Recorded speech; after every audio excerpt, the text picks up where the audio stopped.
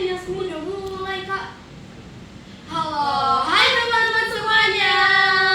Kembali lagi nih di segmen kita yaitu Roar. Yasmin, tapi kayaknya teman-teman itu belum tahu deh itu apa. Iya sih kak. Ini kau udah tahu dulu nih mereka supaya tahu. Nah, Roar itu horror in December. Tapi ya, kalau dilihat-lihat horor itu suatu hal yang mengerikan kan ya? Iya bener banget sih kak. Nah, jadi aku bakal nyampein kalian cerita yang bikin merinding. Iya bener guys. Nah, di Roar ini tempat kita ngebahas cerita-cerita misteri yang katanya pernah terjadi atau pernah terjadi. Nah, hari ini aku, Yasmin dari 7B dan Sharon dari 8C bakal bawain kisah dari seorang pendengar kita yang namanya Disa Marin. Kira-kira siapa ya kak? kayaknya nama yang padat, singkat, tapi juga mudah diingat. Siapa ya kira-kira ya? Gimana kalau Raka aja deh? Bener.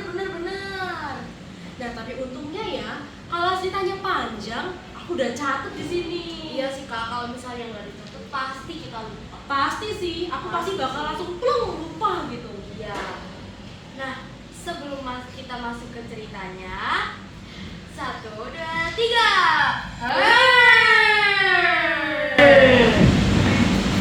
Jadi awal-awalnya itu, kalau berdasarkan desa hantu ya, Raka itu cerita kalau beberapa bulan lalu dia ada kegiatan ekstrakurikuler di sekolah lamanya. Bayangin sekolah lamanya, gedungnya pasti sepi banget ya kan? Lalu gedung sekolah itu sebenarnya udah jarang dipakai. Ruangannya besar, koridornya panjang banget. Tapi ya kalau malam, lampunya cuma sebagian yang nyala. Pasti serem banget sih kak. Bayangin aja ya teman-teman, kalian di sekolah sendirian lagi. Terus sekolahnya itu ibaratnya tuh angker ya kak ya. Yes. Apalagi lampunya tuh remang-remang. Bagaimana kalau nggak merinding tuh kalian? Kalian pasti udah kabur duluan sih. Iya, kalau aku jadi dia, aku bakal cabut duluan sih ya. sih kak, ngapain ya? Nah, tapi suatu sore itu hujannya besar banget Yasmin. Karena kegiatannya belum selesai, mereka terpaksa menunggu di situ sampai reda. Tapi waktu teman-teman yang turun ke aula, si Rakanya kepisah karena ketinggalan buku. Waduh.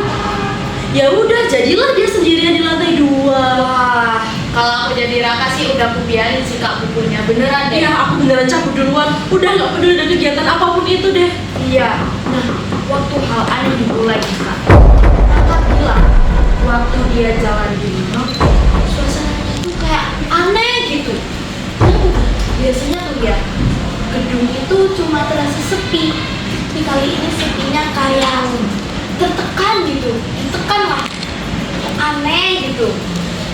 Kayak ada yang merhatiin ya? Iya bener banget, bener Ih, serem banget. Nah, dia kan ambil buku tuh ya. Istrinya putar balik, tiba-tiba tek, tek, tek. Ada suara langkah kaki tuh kak. Bayangin serem banget gak sih? Bulu kuduku merinding. Merinding kan kak.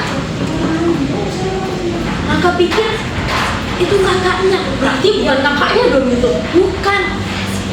Tapi waktu dia panggil dia, gak ada jawaban tau kak.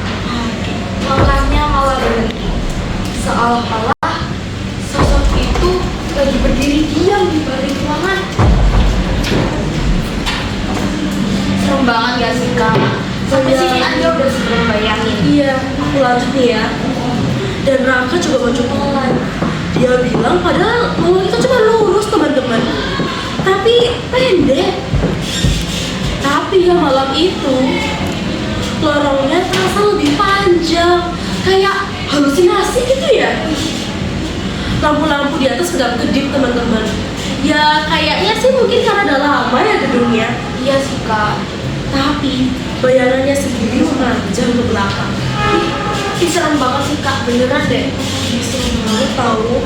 Dan sampai dia sampai ke tikungan ya. Dia dengar suara anak sekolah. Kayak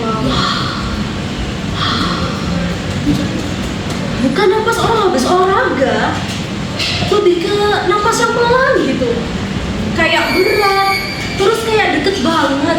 Iya sih kak, iya. Tapi yang lebih parah, nggak kelihatan siapapun di situ. Serem banget sih kak, beneran deh. Waktu itu Raka juga mundur satu langkah, dan tiba-tiba udara di belakang jadi dingin. Kayak ada yang berdiri di belakang. Diam aja tadi. Sumpah kalau aku jadi Raka tuh ya temen-temen ya, aku udah lari duluan sih beneran. Gak ada waktu sih, cuman kayaknya Raka tuh kayak takut gitu ya kak ya. Iyalah, siapa yang nggak takut Iya. coba? Nah, Raka spontan lari loh kak, turun ke tangga tanpa nengok ke belakang. Dia baru berhenti setelah sampai aula di bawah. Guru-guru dan teman-temannya heran karena wajahnya pucat banget tau kak. Ya iya sih, iyalah.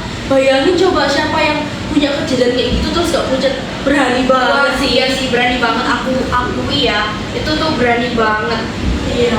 Tapi tuh kak, kalau aku dengar-dengar dari cerita teman-teman ya, Iya. mereka juga banyak punya kejadian kayak itu di sekolah. Iya Tapi nggak tahu lagi sih. Coba deh kamu lanjutin ceritanya. Nah, tapi ya kak, yang bikin anehnya tuh ketika dia cerita ke satpam nih kak, satpam sekolah, Iya. satpam cuma jawab, "Nak, gak ada siapa-siapa di lantai 2 sejak tadi. Lampunya pun mati semua." Gimana nggak kaget teman-teman? Kaget banget sih aku kalau itu. Terus gimana? dong? Padahal ya kak, Raka lihat tuh lampu-lampunya nyala satu persatu waktu dia lewat.